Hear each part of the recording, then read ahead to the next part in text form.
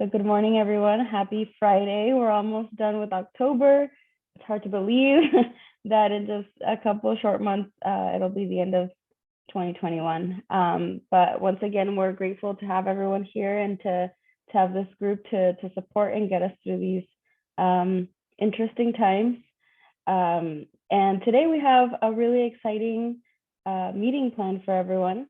We're going to start off with a presentation that belongs to our SDG series.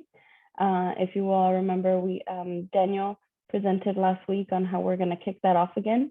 So we have one presentation on that from Feed My Starving Children. We're looking forward to hearing from y'all and seeing how you connect to SDG on No Hunger. After that, we'll do member check-ins like usual, just to see how everyone's doing, if there's any news announcements that we want to share. And then at the very end, we'll do additional announcements and things like that. So I guess with that, I'll hand it off to Clint and Beth. Did she leave? Oh, there you are. I'm so sorry. Yeah, I'll hand it over to you and you can kick us off with your SDG presentation. Awesome. Well, I'm going to leave it all up to Beth, just surprise thing really quick. No, on it. Well, I appreciate it. Thank you, Anna. Like no pressure, like being the first one to kind of chat through this, I guess, as we kick this off. So hopefully it all goes well. I will, as I'm trying to get my screen here,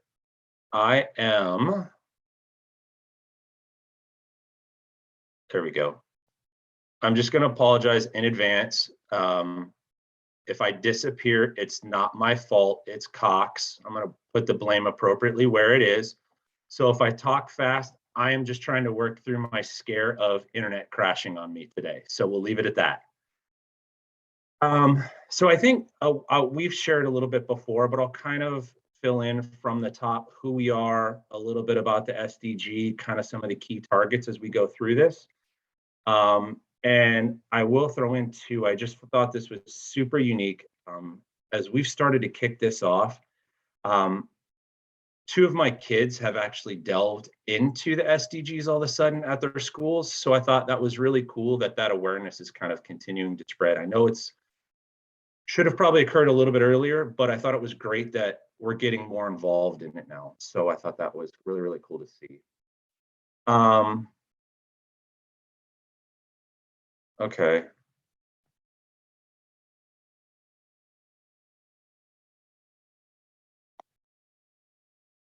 Perfect. There we go. All right. So Feed My Starving Children, we're a Christian nonprofit, and that we're dedicated to providing nutritious meals to children around the world. And really our heartache that starts the whole thing is that hunger is still a factor in nearly half of the deaths in children 5 years and under.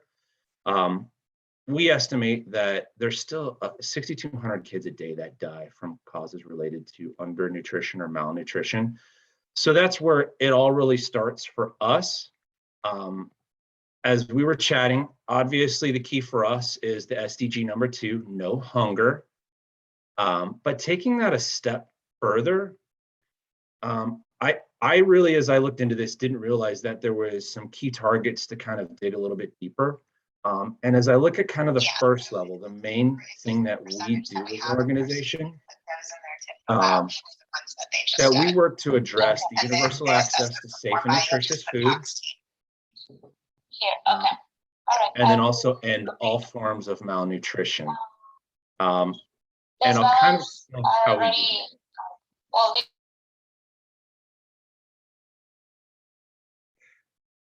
it. Our solution to kind of addressing that need is that we got together with a food scientist. We were founded in 1987. It's been a little bit of a process, but we pack vitamins, veggies, soy, and rice.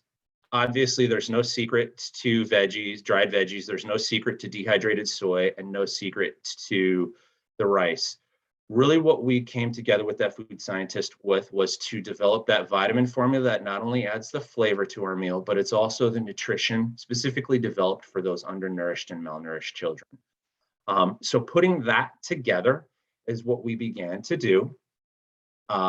As an organization, I'll just say from the get-go, we do not receive any government aid. We are actually 100% donor funded, so we're a private organization. And everything that we do, we actually have been doing with volunteers for quite a while. We brought in pre-COVID over 1.4 million people to help us pack those meals in one of our 8 facilities around the nation, or one of 350 plus events that we did around the nation. So kind of unique. What has changed to kind of address that need to pack those meals during this process is that we now have enlisted the help of some co-packers who use machines to help us pack those meals. And then we now also have a machine only site that packs meals via machine. So we end up shipping out meals in a couple different sizes. I know that sounds a little bit unique. We had our standard 6 meal bag that we have done forever. We still do that with our volunteers. We now have our co-packers ship out a kilo size bag, which is approximately 15 meals. And then our site that we do in Minnesota that we manage for FMSC, they actually pack a like bulk size bag, which is 260 meals in a bag. Obviously, when you think of shipping to orphanages, schools, I can only imagine the happiness of those people preparing those meals when they don't have to rip open 36 bags and just open up 1 bag. So a big difference for some of those that we're shipping out. And then obviously, what else makes sense now that we've raised the funds to get those meals is just to give them away. We do put those meals on a truck, we pack them up, and then our partner organizations, they pay for the shipping to get that food to where they need it to go. So that's how we team up with them, and then they ship it. So we have shipped cumulatively to over 73 countries. And then obviously, if you kind of do a little bit of the math, it's gone out further than that. We do have programs where we call them 3D programs. It's like a distribution depot. So we will ship to a larger partner, and then from there, they distribute to smaller partners for us as well. And then I just wanted to include and share, pre-COVID, we're starting to take a look at this again. We did pack 3 formulas. There's our rice, our potato D, and our potato W formula. Rice is our standard formula to address the undernutrition, malnutrition. I'll start with the more polite one. The potato W is the formula for weaning children off of the mother's milk into a more solid formula. And then I'll end with the other one. The potato D is for all those digestive issues. It's not really a cure, but it is a formula that's made to help the body maintain some of everything that they've got going on. The potato D, potato W, we have had some challenges getting back into that through COVID. So that is now we're at a point where we can start to look at those again as well. And then just to kind of wrap it up a little bit to kind of what it means. I think I've said it or shared it before, but we believe that food is obviously the foundation. Well, obviously it's the foundation. If you're not eating, you're going to not be able to strive, grow, thrive in a lot of things that you do. But it also, when we help our partners provide the food, it allows them the additional resources that they have that they can put back into their ministry, whether it's healthcare, agriculture, education, whatever it is that they work towards, they now have some additional resources to help serve that community that they're working with. All right, and then I'm an eyes and a smile kid, so I just wanted an eyes and a smile kind of guy. So I just wanted to share with you a little bit of kind of what it looks like. Emmanuel, age 2, obviously it says before Manapack. Age 5, after Manapack. I think is just a great resemblance of what it means when you think of kids who are undernourished. I mean, quite simply, you check out his eyes, you look at his smile. I think that'll say everything to all of us here. And that's the reason why all of us do what we do, is to get to this result where we see kids or adults, whoever it is, get back to who they were meant to be. Now, the other little bit less that I'll address really quickly is kind of the lesser known part of Feed My Starving Children. I picked out targets to two additional targets to double the productivity and incomes of small scale food producers and sustainable food production and agricultural practices. A little bit off track, we really try to stick to our lane, but some additional things that we do to help empower those communities. One being that we actually have a marketplace. So as the communities receive food from us, they continue to thrive and grow. They continue to get into artisan type programs where they can create their own products, backpacks, bags, agricultural products, coffee, honey. All of those, we begin to find the ones that we can sell. We bring those into our marketplace. Not only does that artisan get a livable wage back to them, but then the excess of that goes back into meal production again. So it's like they're giving back into meal production all at the same time. So that is a big part of what we also do to kind of help strive towards those two goals. The other one that we also help coordinate, I'll say coordinate with this one. It's called our crops groups. Our VP in our international department is ex-military, so he loves acronyms, but CROPS is Coalition of Relief Organizations Promoting Practical Solutions. If you can say that faster than me, you definitely deserve an award because I will probably trip over it multiple times when I try to say it. But what that group is for essentially is within different regions, we try to bring our partners together to really discuss what is it that they need to be successful. It's not that we're necessarily the end provider or the solution provider for that.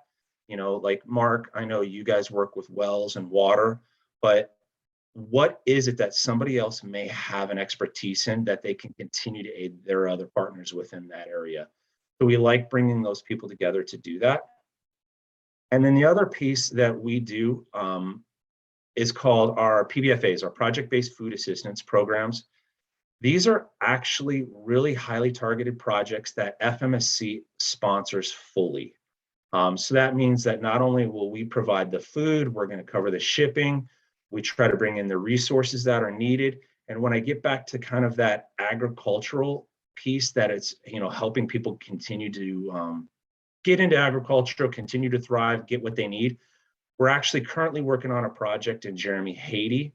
And when we get there, we ask the one question as we get into the food and the resources, what is it that your community needs? And then from there, we kind of launch out. And in Jeremy, they wanted to get back into their farming and their agricultural practices. So what that meant is helping them get the resources for them, the seeds, the tools, the infrastructure to help that continue. That's what we start to invest in to help that community again grow and thrive. All right, exciting piece of news that I just learned about as well, which was just really good timing.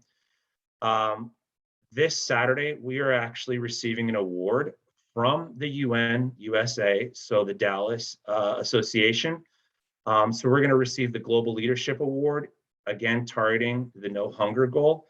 But that's going to occur this Saturday, and then our CEO, Mark Korea, is going to accept that. It is a virtual presentation, but I thought, super cool. What kind of great, perfect timing is that? So with that said, I'm totally open for questions, but hopefully I didn't go too fast. I didn't know what we had allotted for time, and I also didn't want to disappear as my internet crashed.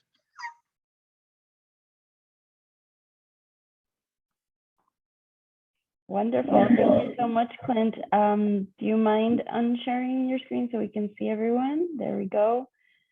First of all, congratulations. That's huge. That's very exciting. And the timing is just right. And as you mentioned, your two children are also getting involved with the SDGs. So I think it's more than coincidence now. So huge congratulations. And I'll open it up to see if everyone else has comments, questions, please.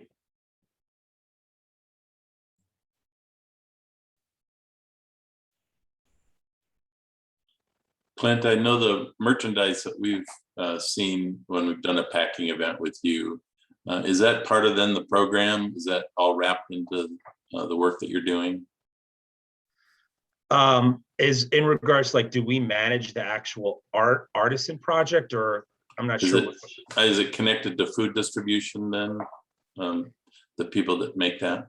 Yes. So every artisan that we have is actually a community that is using our food.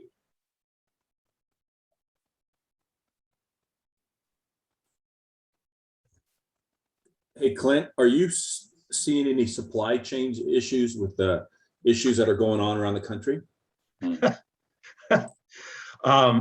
Coming in and going out, yes.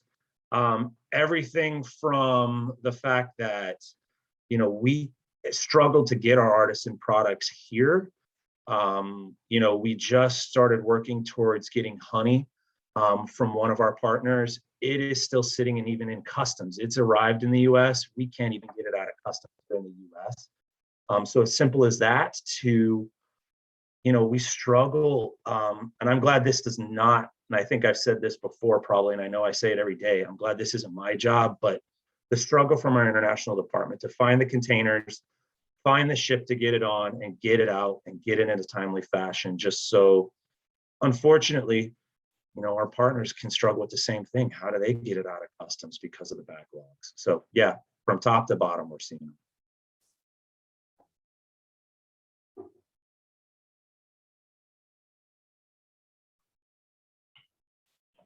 I was grateful that you pulled in some of the other targets that also align with the other work that you're less known for, but I think that is just as important, right? So I'm glad that you educated us about it, because we do have, or at least I have, a one lane understanding of the work that you do, but really there's so much behind it, right, that supports the no hunger effort. And I'm glad that you tied it into those other targets. And that's really the purpose of these presentations, is so that we can kind of get like a more holistic understanding of the work that each of us does and how it ties into this huge system of working towards a more sustainable development. And and I'm glad you said that. Like, as I broke that down, it was interesting to look at, and I guess I would encourage everybody the same to look at those key targets, because I know for FMSC, we try to be experts in providing food. We don't provide water. It's not what we do well. And why should we invest in that? Because then it takes away from us providing food. But as you look at some of those little pieces that we also incorporate, it really contributes to that bigger picture, and sometimes we just don't always catch that little work that we do and how important it is.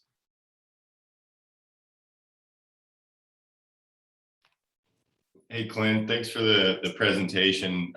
Really enjoyed it, and applaud you for kind of going first in our reboot of the series. I also wanted to echo what Anna said about kind of wrapping in the other goals. And I think a lot of times, we're all very aware of mission creep and trying to stick to our mission, but I think it's equally important to at least acknowledge how they connect, even if it isn't exactly what you do. My question is, and congratulations on being recognized by that Dallas branch of the UN.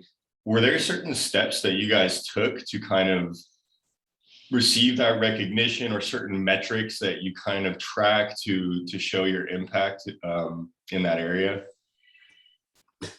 I wish I had a really great answer for you, Daniel. No, we did not. And I'll be really bluntly honest with it. The email came in and we were fully unaware of it. And we actually all second guessed it because of all the phishing scams going on right now. So there was absolutely nothing that we specifically tracked towards that.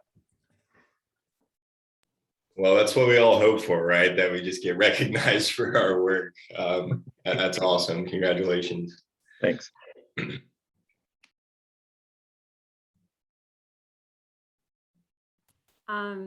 I'll go ahead and share just something. Yeah, thank you, Clint, for your presentation. It's always good to get like a deeper understanding of, everyone that's a part of AGDN. And I really liked at the beginning kind of what Anna said too, about how adding like SDGs into like the curriculum, and you're seeing that like with your kids. So that brings joy to my heart. Like that's awesome.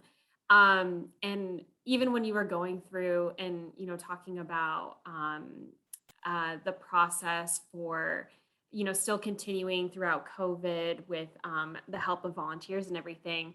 Anna and I actually volunteered like during COVID, and it was just, it was wonderful just to get out and support one of our AGDN members, and then just see like how efficient your process is, and even seeing the marketplace there. When you were talking about it, I just remember afterwards, going over there and making that connection, like as you were talking. And I think the thing that stood out to me during your presentation was being aware of the intersectionality. I think everyone's kind of mentioned that, how Feed My Starving Children has been known for food and delivering food, but also making that connection of, yes, the marketplace, the individuals that are the communities that are making the products for the marketplace are also communities that you deliver food to. So just, making that connection of the intersectionality is amazing. And yeah, congratulations again on the UN award. That's awesome.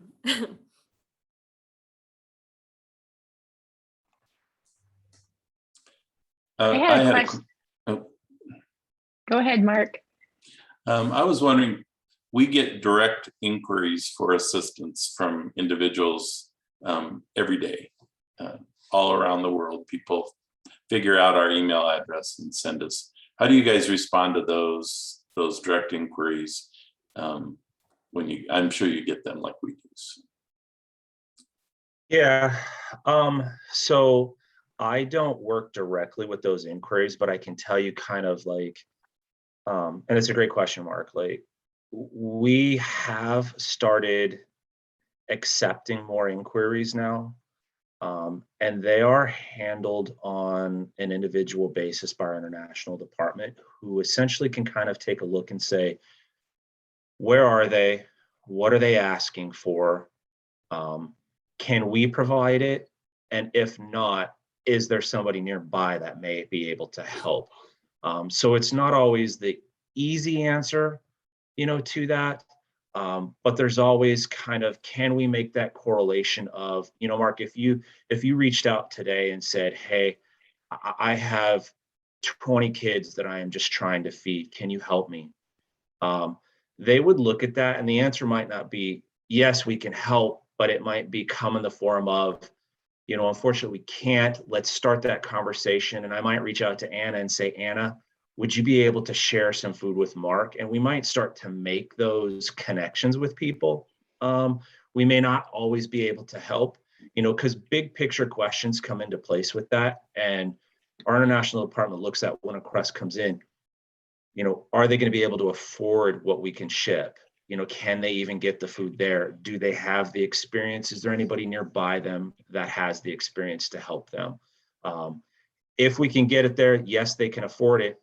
Well, where can they put a container of food? And is it even going to be safe and secure, which I'm sure you've dealt with so many times. So how does that go? So it's kind of a robust answer to that, but yeah, I mean, I wish there was an easier answer to it, but they kind of process each and every single one of them on an individual basis. And I think that question right there, Mark, is what really drove us to go from that 370 million meal mark goal this year to say we need to do more and bump that to 390, because we want to be able to open up those doors a little bit, but it's just how and when and how difficult is it going to be? If I may jump in before your question, Chantal, Esperanza's Nicaraguan partner actually is kind of like a side beneficiary of one of your containers. They're not the main recipient, but they're part of that crops group. And because they're part of that crops group, they are in touch with whoever the main recipient is, and they get X amount of meals whenever the shipment arrives. And our families also get benefited from it. So I think it's, making those connections and getting plugged into those networks is key.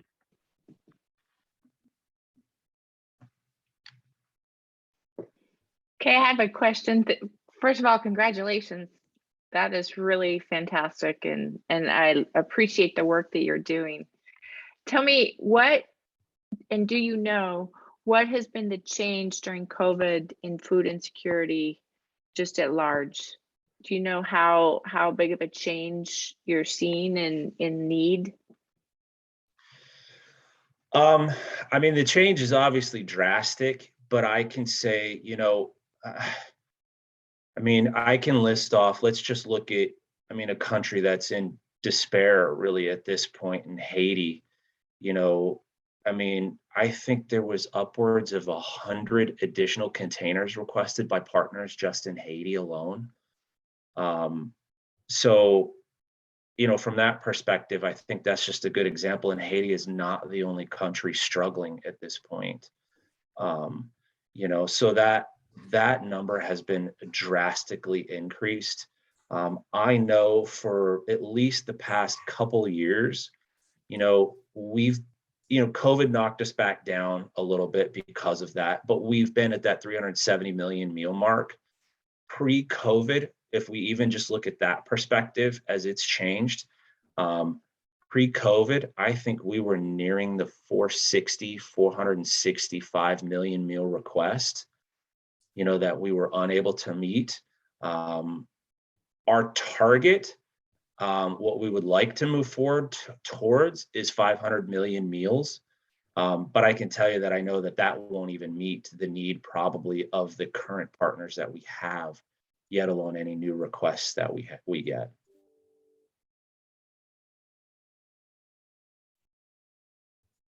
That help answer that? Yeah, I Yeah, know our partners in Uganda were using the word famine as they described the food need. And that's that's another step past being hungry. So we're, we've been actually buying most of the food locally there that we could distribute. How do there's always a balance between dependency on the meals that you provide and self-sustaining food production and self-sustainability. So do you find yourself in the emergency food relief, or have you done some things to help those communities see about sustainable food other than depending on Manipacks or other things? It's a great question, Mark. And I think you brought up a really, really cool point as far as you purchasing food locally.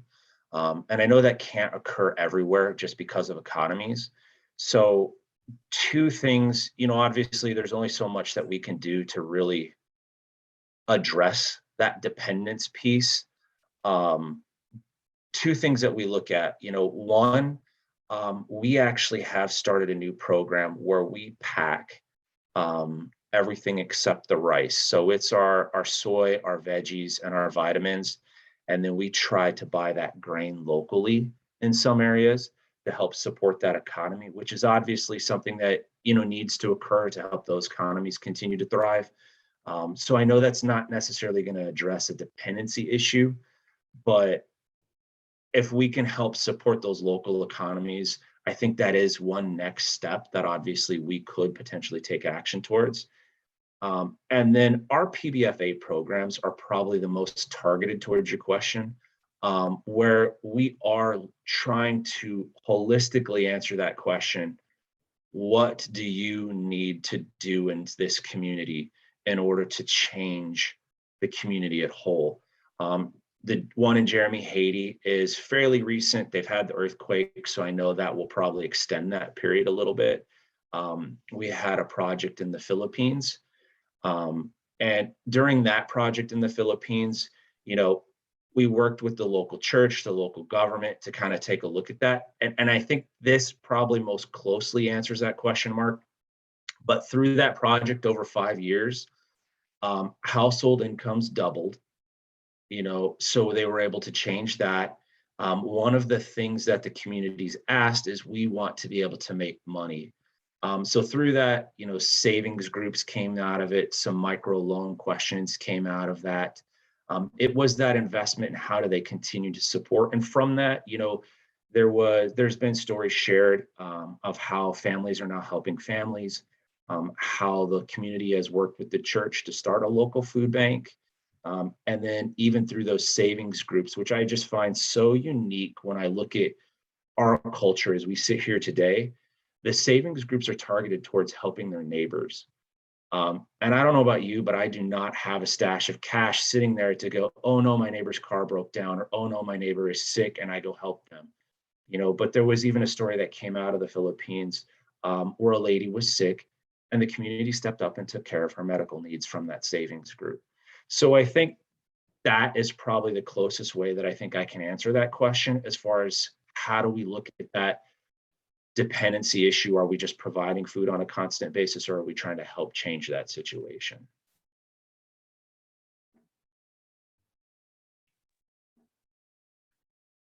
And I'm glad you said that, Mark, because I would have totally forgot about that piece of us buying food local. But I think that's like a really, really cool thing that we've started to try and look at. Yeah, that's really interesting. And I was just because that was interesting, and especially comparing this to also the current challenges with supply chain holdups. I'm just I'm imagining that as kind of a possible, that could be a possible solution for both. But I was wondering, just had a question looking toward the new year, which is feels crazy to say, but we're almost to 2022. How's the new year looking for you? Are there any initiatives you're really excited about? Or I know it's kind of hard to plan in the current pandemic, but are there any points of emphasis or things you're really looking to focus on for the new year? I mean, I'll be honest, I don't really think there's anything new. And Beth, I mean, feel free to jump in and correct me if I forgot about something. But, from a new emphasis perspective, we have, whether we're comfortable with it or not, have changed so much in the past 12, 18 months. We have undergone a complete shift in the way we pack and balance our food. Our mobile events, we've gone through a shift into providing meals, a pack and provide model. So our hosts are looking at, yes, we want to pack meals, but we also want to provide meals. And how do we continue to do that with machines? With us opening up our own facility that machine packs. I think our biggest initiative, Paul, is really how do we get to the point, and I think we've been really blessed, and I think people are amazingly still philanthropic during this season. But how do we get to the point that now that we have this infrastructure, whether it's people can't come in our doors or more people can come in our doors, how do we pack more meals? And it's really, for us at this point, a case of we just need the funds to do it. I think we're at a point where we can do it one way or another. It's just, we got to buy the product to get it. And hopefully, again, that takes us unfortunately back to logistics. We buy so much as it is, but how do we continue to get the product coming in at that point to do what we need to?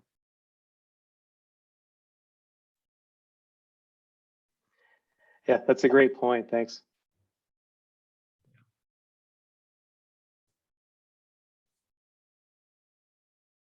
Any other lingering questions or comments? This has been such a great conversation. I'm kind of glad we didn't have other people present today, because it allowed us to really delve deep. And maybe we'll do this moving forward as just one presentation per meeting. That way we can really get into the nitty gritty, because I think this has been very rich, very educational. So thank you. Thank you for sharing your work with us. And thank you everyone for the great questions. This has been awesome. And now we still have some time, so we're gonna jump into updates, organizational updates. What have you been up to? What do you want the rest of us to find out about? What collaborations are you looking for? Is there anything that you need? That's what we're here for, is to provide that support and potential connections and ideas and best practices, right? So I'm just gonna pick at random. I hope you don't mind. So Daniel, I'm gonna pick on you for 33 buckets. Yeah, sure. No problem. I can start. We're definitely at an interesting and exciting time for us.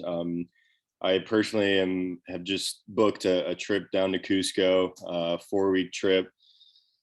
And the goal of this effort will be to work with our local partners down there and kind of solidify a model that we want to use to scale in this district. So we're approaching it from a district collaboration standpoint.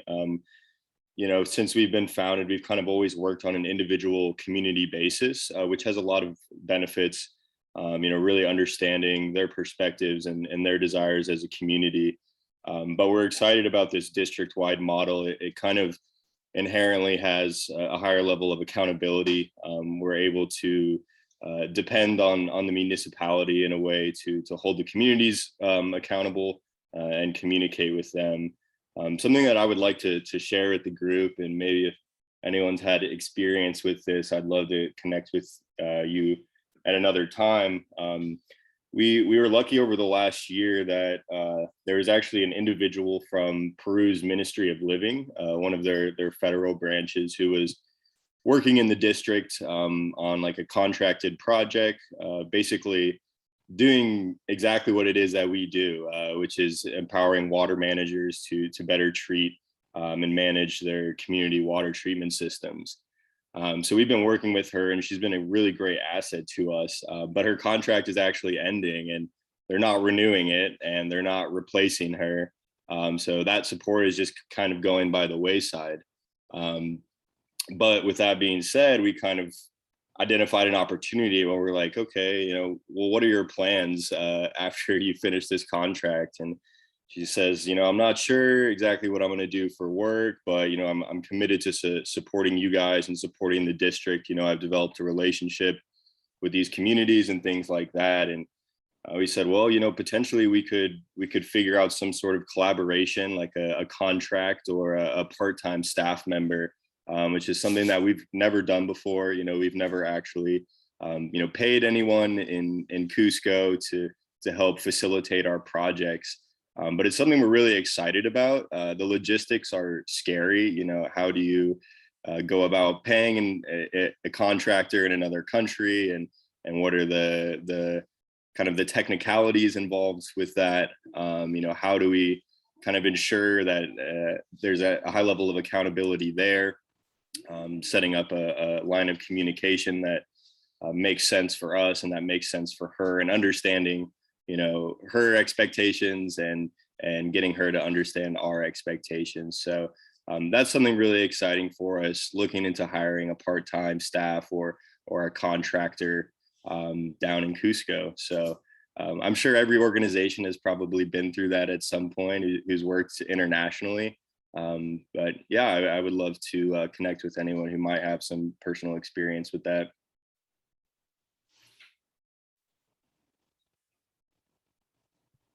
Thanks, Daniel.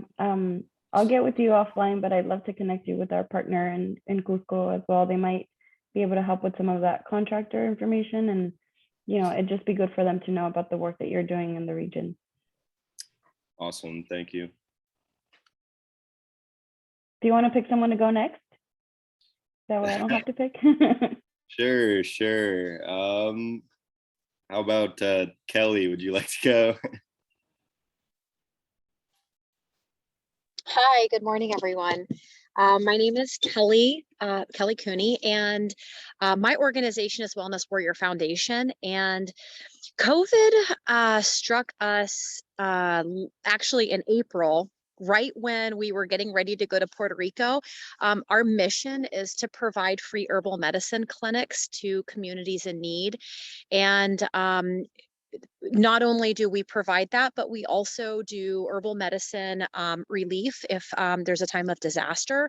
So we are currently, we just actually brought on a new vice chair of our board, and I believe she's on the call here as well, MJ. And then we also brought on a project director. And one of the really cool things about what we do is, as an herbalist, and I'm getting ready to graduate. Actually, MJ and I both are getting ready to graduate. Like, I have 1 week left of clinical rotations from our doctorate degree in Oriental medicine and acupuncture. And so we're going to be adding the Oriental medicine part of that to our herbal medicine clinics, as well as the acupuncture. So it's a really exciting time for us. But basically, we are using these modalities to help people during times of need. And historically, we worked in Uganda, Africa, and we were working in Jinja. I heard the other gentleman talking about the work they're doing in Uganda. Sorry, out in farmland right now. And so we were working there, but we were really running into some logistical issues where, as the gentleman was just speaking, we didn't have somebody full-time in Uganda. And so we were running into, we would go, we would serve, we would be there for a period of time. And then when we would retreat, everything we were working on was just falling through and not, there wasn't the follow through that we were expecting. And so it became really time intensive, and it wasn't getting the return that we were hoping for. We were doing a lot of like self-sustainability teaching. And so we pulled out of that project after our 2018 was the last time that we were there serving. And we started focusing on Puerto Rico. So in April of 2019, we took a team down to Puerto Rico, hosted some herbal medicine clinics, and they were incredible. We had a great turnout. We had a lot of students join us. These were doctoral candidate students in both acupuncture and in naturopathic medicine. And we were able to really affect so many different people while we were there. And we were working with FEMA and the local, some local herbalists. And we were going to go back in 2020, but COVID kind of killed that. And so we struggled from April of 2020 really until now. We had one board member resign her position, and like I said, we've brought 2 others on. And I will say, in the meetings that we've been having just in the last 2 months, I'm very excited to see where this is going to go. One issue that we are running into, obviously, is funding and grants, and actually obtaining the grants and obtaining the funds to be able to pull everything together. We are 100% donation, and we donate 100% of what is brought in goes out. So we don't take an overhead. Everything that gets paid for, like our internet service, any of our online profiles that we use, or our website, everything I pay out of pocket myself. And so that's my donation. I make donations to pay that. And we're new, we're young. Even though we've been doing the business for a really long time, it's still in its infancy. So that's really what our struggle is right now, is obtaining the funding to do the projects that we have. We are going to be putting an herbal medicine mobile clinic together, and it's going to be right here out of Arizona, in the Gilbert areas where I live. So it'll be like Phoenix based, and that will be our first one. Our second one, MJ is relocating to Texas, and so our second one will open up in Texas. And the idea with that will be, we'll train local herbalists and practitioners in the area, and when an event happens, those people will come either directly to where the event is, like say for Hurricane Harvey, when that hit, we actually sent supplies and herbal medicines down to Texas, and a team there was able to affect the people. And a lot of these people, they leave in a hurry, right, because their house is flooding, and so they don't take their medicines, or workers even can be affected from the trauma of responding and seeing, normal, regular people don't have to deal with death or disability, or seeing somebody really traumatized. And so we not only can work with the people that have been displaced, but also with staff members and responders, police officers, paramedics. So that's really where we're at. We are very excited about the future, but we're really in the fundraising. Our goal, I think we said it yesterday in our meeting, was April 1st. We want the money in hand to be able to put our trailer together. And And so that's our goal. And networking, of course. I have a question for you, Kelly. Yes, ma'am. Is there an opportunity with your mobile herbal clinic in Gilbert to have a for-profit component to it to help you fund your other work? So I do have a for-profit component. I own a business called Wellness Warrior. So Wellness Warrior Foundation was the foundation portion of Wellness Warrior. And so I make herbal medicines for first aid. And they're herbal medicines, essential oils.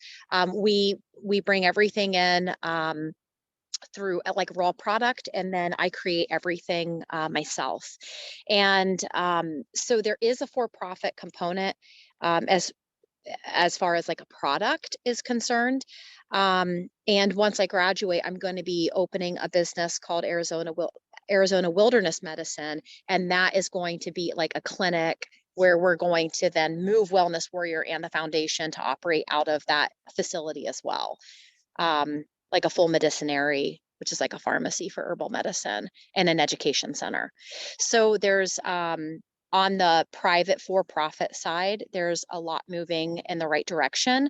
Were you thinking of something separate, or does that answer that question?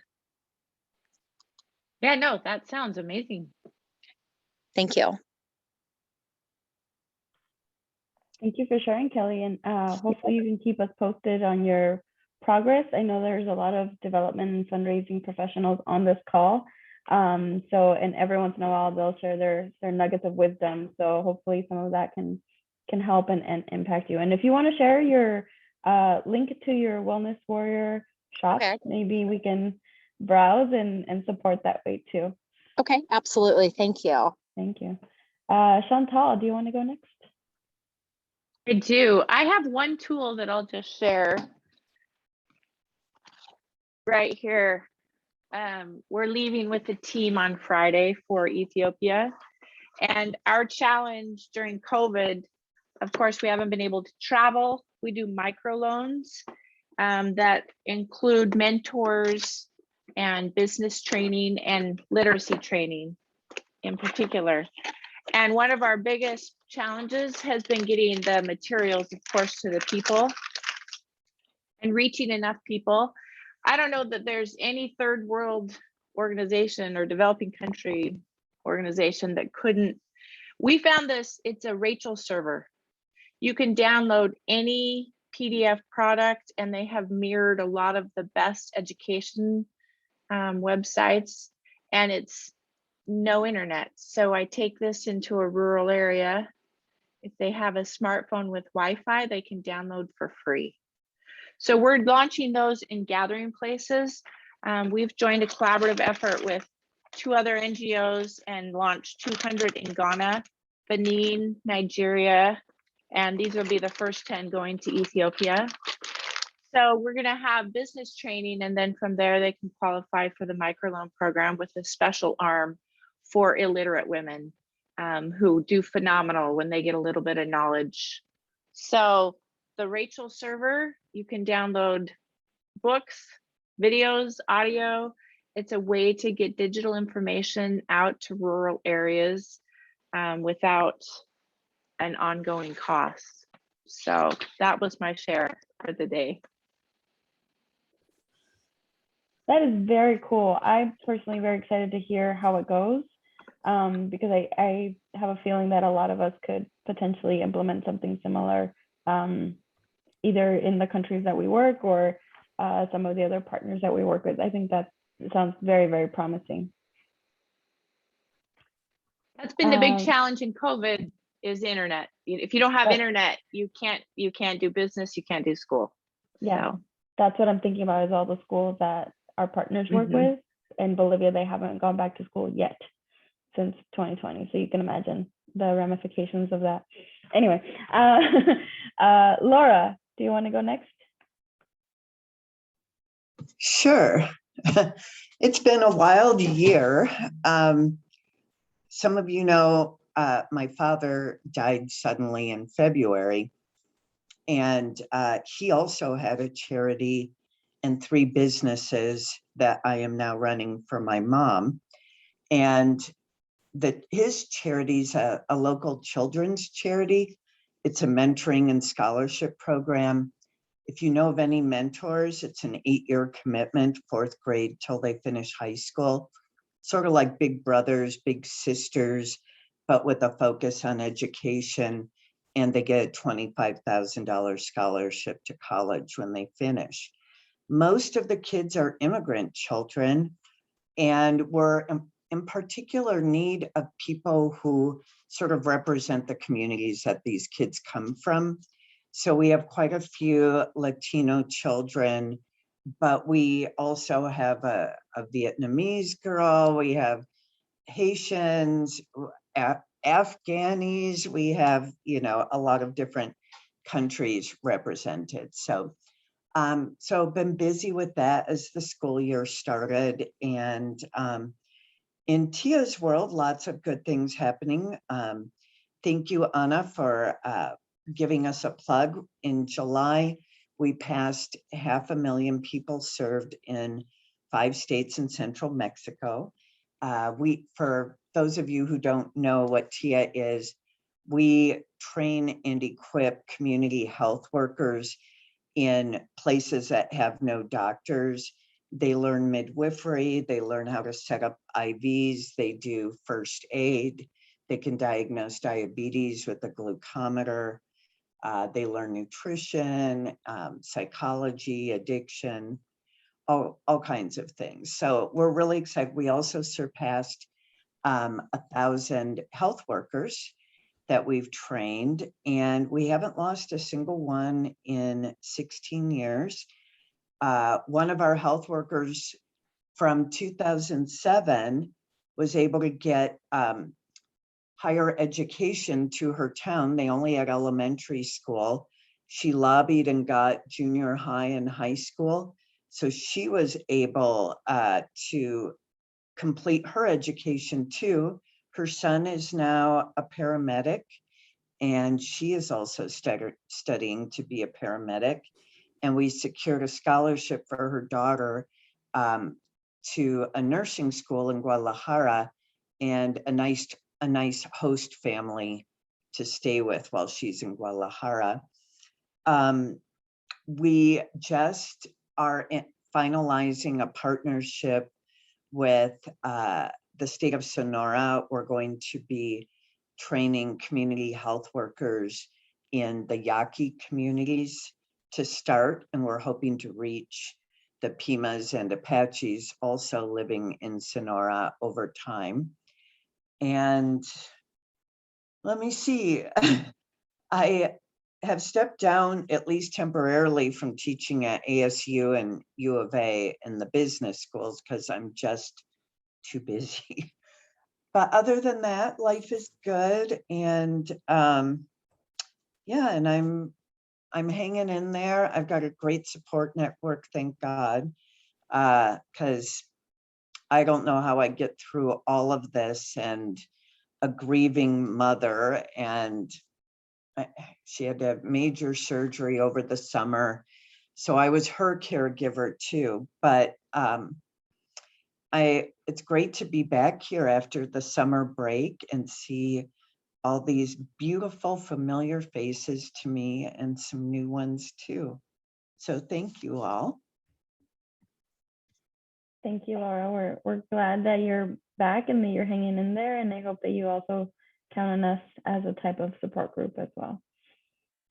I definitely do. The only problem we've been having, which is a super common problem in Mexico, is our nonprofit registration.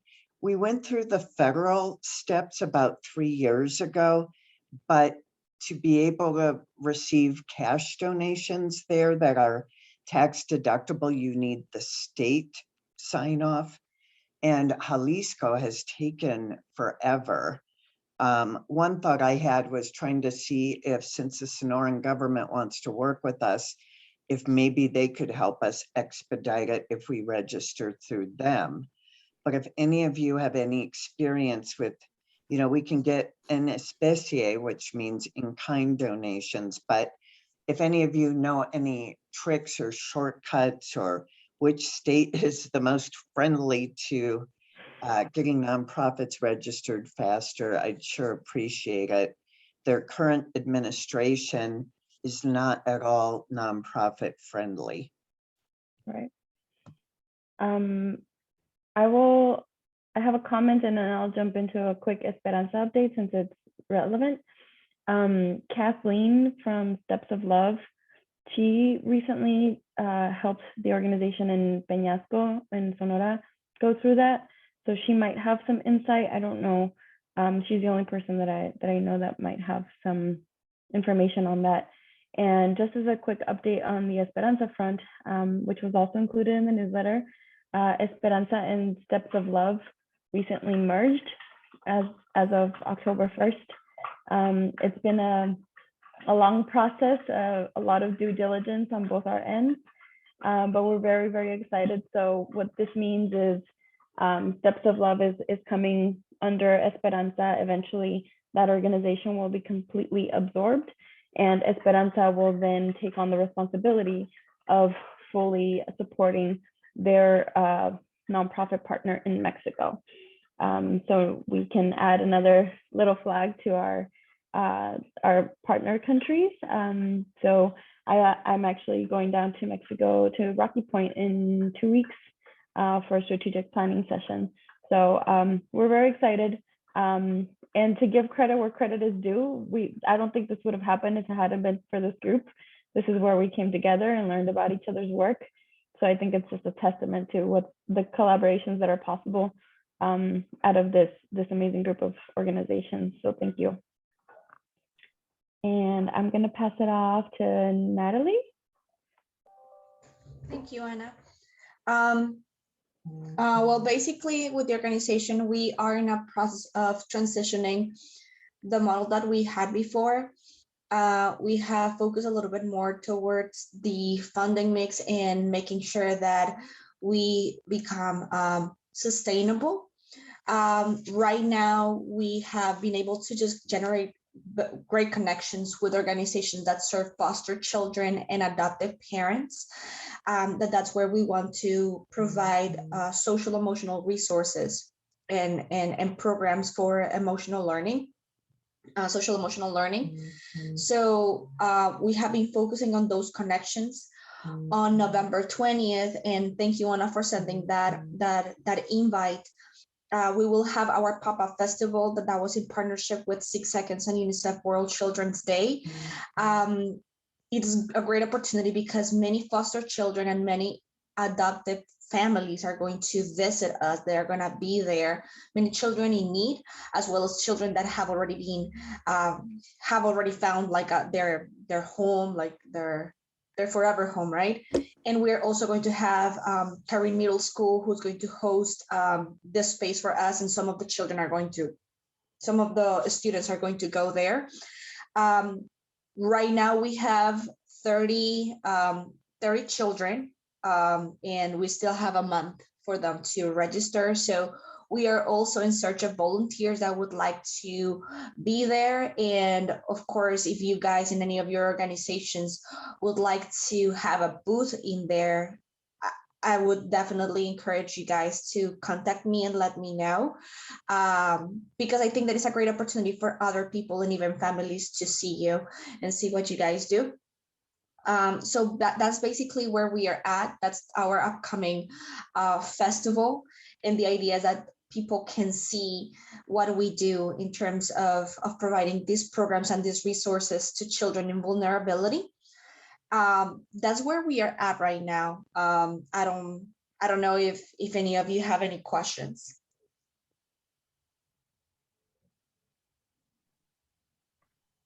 Thank you, Natalie. And I'll encourage everyone, if you're interested in volunteering, we shared all the information in the newsletter. You can also reach out to Natalie directly or myself. I have some of the information. But I think it'd be pretty cool to help support in that way and learn a little bit more about what you do through a hands-on experience, right? So thank you, Natalie. Thank you. Yeah. Jim? Good morning, everyone. It's good to see you. My name is Jim Hardwick, And I have my wife and I, she's a dental hygienist. We lead a dental team to Kenya, and we work with the Maasai people. We are going back in February.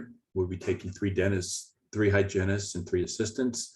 Plan is in 4 days to see over 300 people. And so while we're there, we're staying longer when the rest of the folks come home, and we're looking for land for a clinic, and then possibly spending 2 weeks there the following year. In that area, a lot of you, it sounds like, are associated or fairly familiar with Africa, but the Maasai, their annual income is $1,000, and it costs $15 to clean 1 tooth. It costs $75 for an extraction. They do it by 1 tooth because, in the United States, by the mouth. There, not everybody has all their teeth, so they do it. And that's if they can find dental care, which is usually 3 or 4 hours away, and typically there is no dentist within an hour of their village. So there's a lot of dental pain, and our goal is always to take people out of dental pain. So we raise all the money ourselves, families, friends, companies. Henry Schein, which is the largest dental distributor in the world, has come alongside us this year, and they donate to us 7 operatories, which are it's the suction, it's the drills, it's everything, and they all have their own built-in compressor. That is so huge for us. It's just absolutely tremendous. So it's great when you have a vision, it works, and now it's a program which we've probably all sat in that seat before going, boy, I think we can make this happen. Then it does happen, then people believe in you, and then they come alongside you. So we're thrilled to go in February, and Kenya's been kind of interesting because it's kind of this microcosm of very, very little COVID. And especially out where we go. We go about 4-hour drive outside Nairobi, which is west. And Masai Mara is connected, the Masai Mara is connected to Serengeti, which is in Tanzania. So they really shut it down, limited tourism, but now they're back up and running. So February's a trip, and we're excited to go. Wow, that's awesome, Jim. Congratulations on that partnership with Henry Schein. That's huge. Yeah, that is really huge. I can't wait to hear more about how the trip in February goes. So keep us posted. Will do. Thank you. Yeah. Mark, do you have any updates? Yeah, probably the 2 important things is schools are beginning to consider opening. I think November are the upper university students, and those are headed back to school in Uganda. And by January, they're kind of rearranging their school schedule. So January, they're looking to open the rest of the schools. Still pending vaccinations of the older kids and the teachers, but that's been happening. So Hope for Kids, we have been operating 1 preschool in the Philippines and an elementary school in Uganda. And now we're adding a vocational school and a secondary, or another elementary school. So we'll have 4 schools that we're operating. And the news we're hearing is that many of the schools have been really struggling because there's been no income for a year or so. And so reopening those schools, they have to recertify with the government. And so we're not sure even though the intent is to open, many of the schools may not be able to. So we're interested to see how that's going to unfold. We did get commitment from a donor to build an entire secondary school in Uganda. So that's a big project. We're just scrambling to get the first class in there in January. So in the one area where we were doing a school, there were 10,000 elementary kids in elementary school and 1,000 seats for high school kids. So you think about your own children, if they completed elementary school and there were only 1,000 spots or available for those kids, 1 in 10 could only go to high school. So helping these schools happen is very important. The other piece we've been doing is our discussion about diversification, and we've been heavily invested in a number of locations. And for Daniel, I think boots on the ground has been our solution to getting things done, especially during the pandemic. When we've had good partners and good staff in some of the countries, we've gotten a lot accomplished, and we're able to pivot when we needed to do things. Without a good partner, then then things just don't seem to happen very quickly. So we've been investigating some locations. We have a team, an admin team right now in Namibia. We used to be heavily invested in Namibia, and then church relations changed and they didn't want us there anymore. So we're now back and reinvestigating Namibia as a possible donation. But we've been trying to say what could be, Uganda is probably 80% of the revenue or the funds that we ship out to support. What could be another Uganda? What could be another country that we serve and do that? So we're doing some investigating about that, knowing that even the political climate in a country can change. And so if we find that we run into that, we don't want to completely shut down the work that we're doing. So, and then we have another admin team going to Uganda in November just to explore.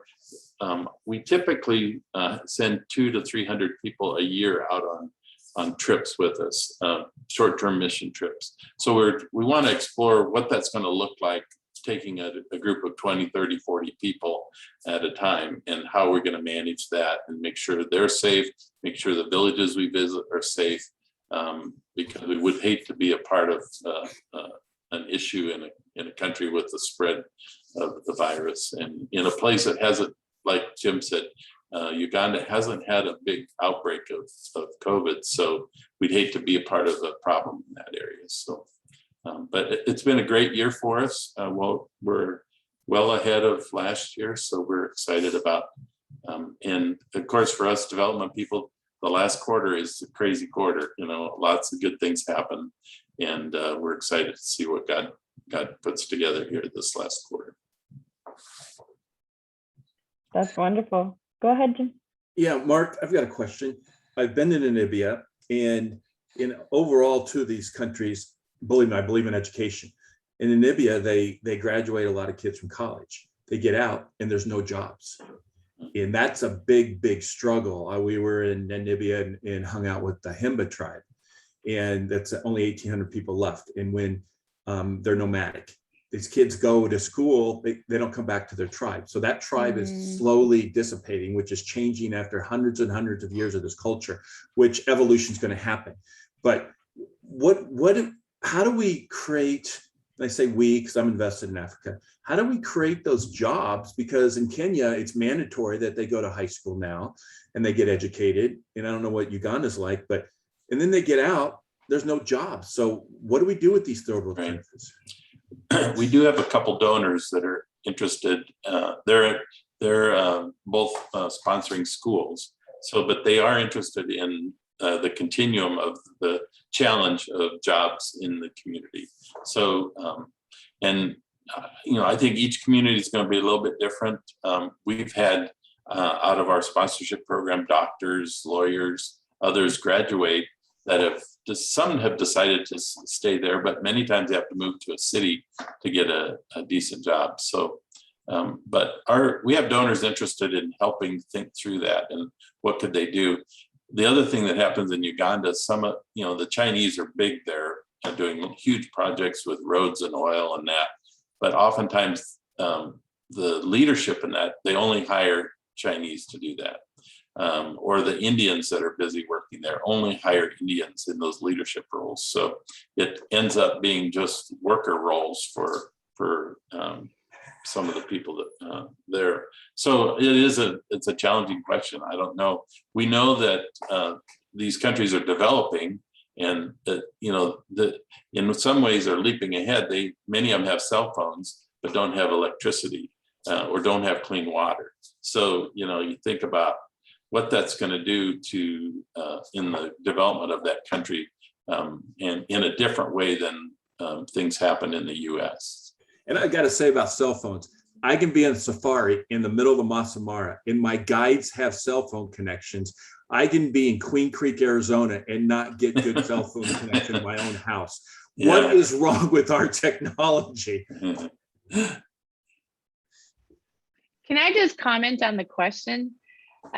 We're having the same issue. People with graduated with degrees, and entrepreneurial training that's where 80% of African economy is still happening. And there is money to be made in entrepreneurship if they can learn the, basic principles of business, 6 of them, and they can double their income if but they're so focused on, I got to get a job.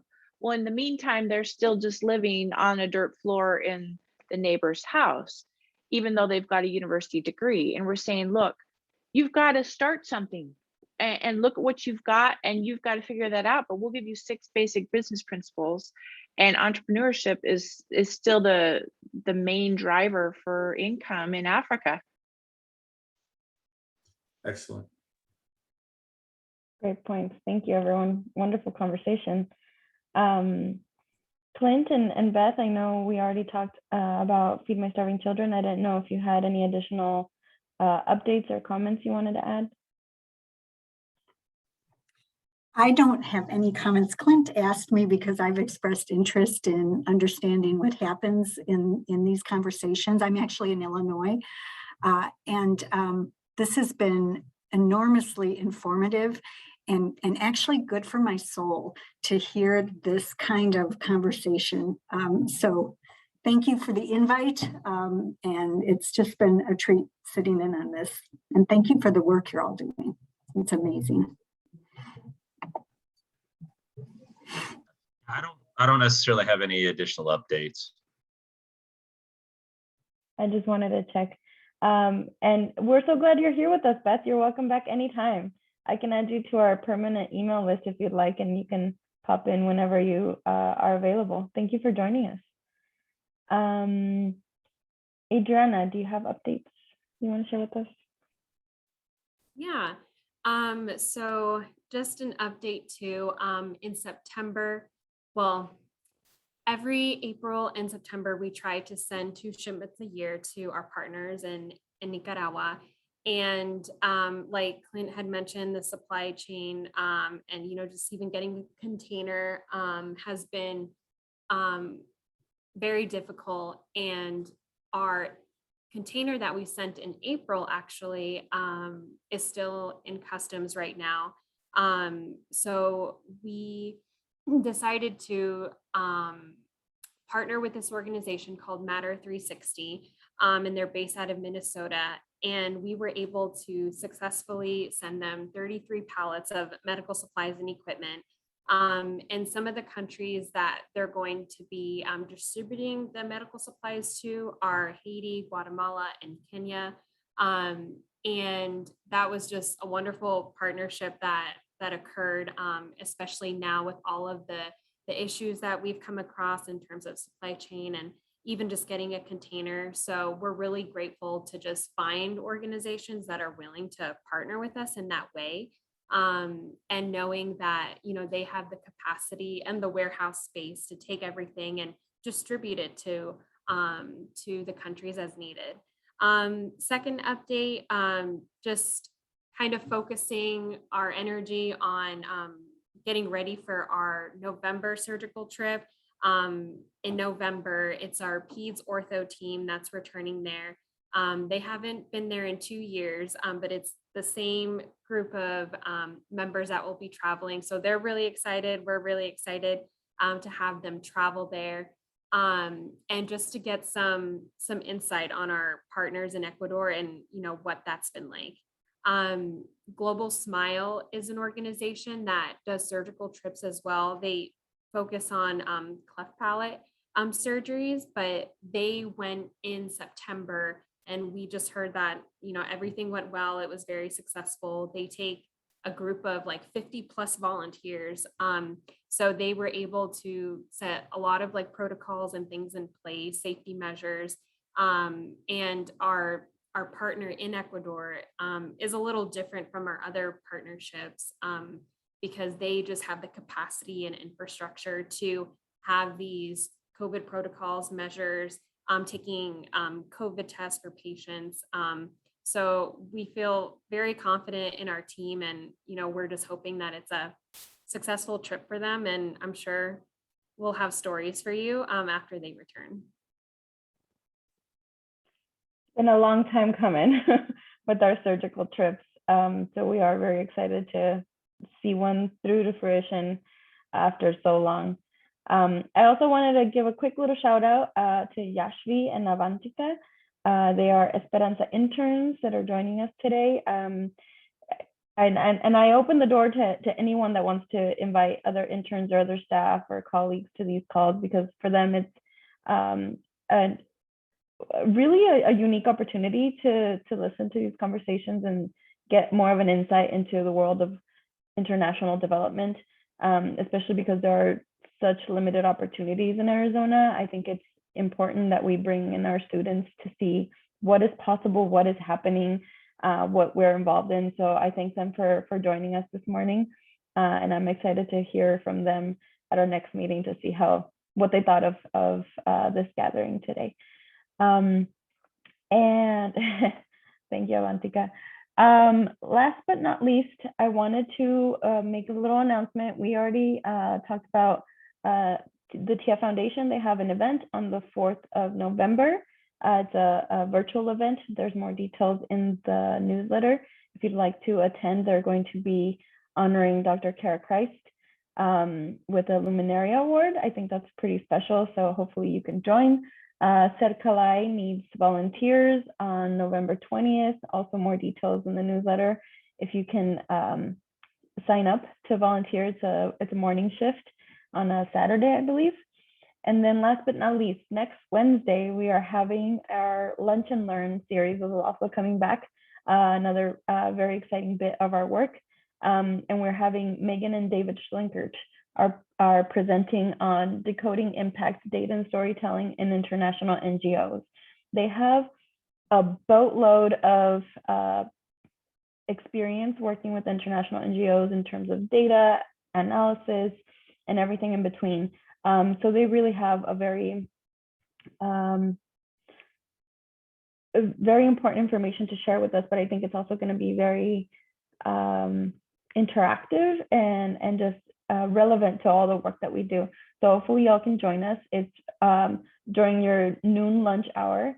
So it's hopefully you don't have anything planned during your lunch hour. Next Wednesday, 12 to 1. The information has already gone out through our Gmail account. And we'll send a reminder the day before as well. So I'm hoping that you can join us. And if not, it's going to be recorded. It's going to be up on the YouTube page as well. Any last comments, questions, anything? Yeah, any thoughts from this group on the group that's been kidnapped in Haiti?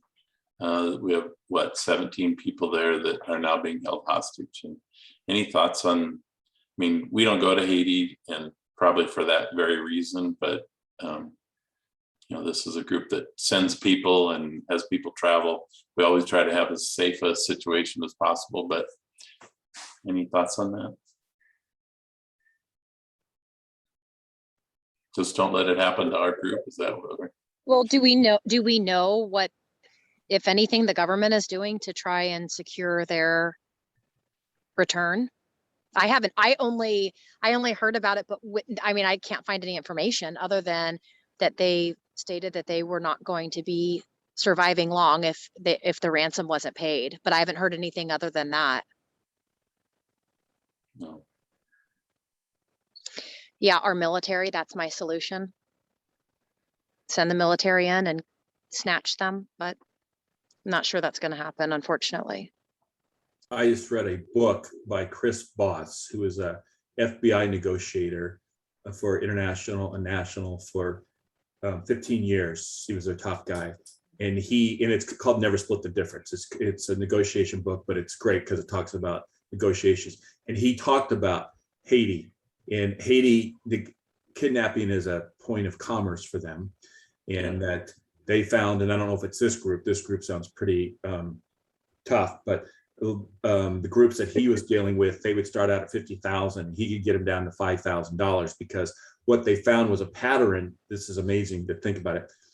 They would kidnap people on Monday or Tuesday. They needed their money by Friday because they would party Friday night, Saturday, and Sunday. And that's how they funded their parties on the weekends. True story.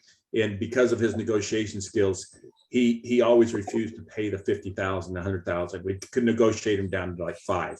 When I'm reading this, I'm thinking, this group sounds pretty tenacious, but where's Chris Voss? Get that guy over there to negotiate, because he understands the Haitian mentality. It's so frustrating. I don't have much to add except a resource. If your organization is looking to receive training on crisis and negotiations and avoiding kidnapping and all that, Crisis Consulting International is a great group. Adriana and myself have been to one of their trainings.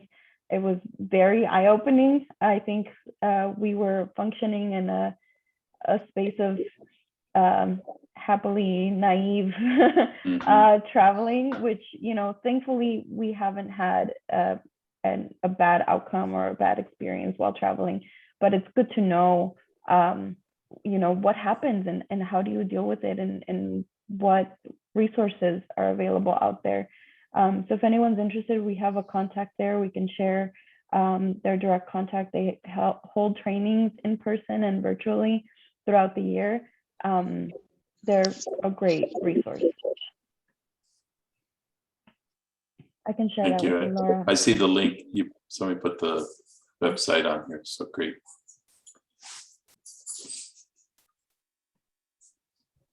Great. Well, unless anyone Sorry to else be has- kind of a downer to this. No, I think it's a great thing you brought it up. We have to be aware of these things, right? We work in the space, and this is one of the risks that we take when we travel. So I think it's good to be not always just optimistic, but realistic of the environments in which we work.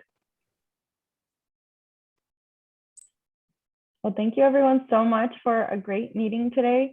I don't know about you, but I'm like super ready to take on the rest of my Friday after this. So thank you for the good vibes, the good conversation, the camaraderie. It's always really, really welcomed. And hopefully you can join us next Wednesday. And if not, we'll be in touch over email. We'll keep you updated on everything that's going on. So thank you everyone so much. Thank you, Clint, for a great presentation today. Yes, thank you, Anna, for herding us along like a group of cats here. So we appreciate it. My favorite Anna group is of the cats. You're the best, Anna. Thank you. This is my happy place. Thank you, so Anna. I'm happy to do it. Have a good one, everyone. Thank you. Good day.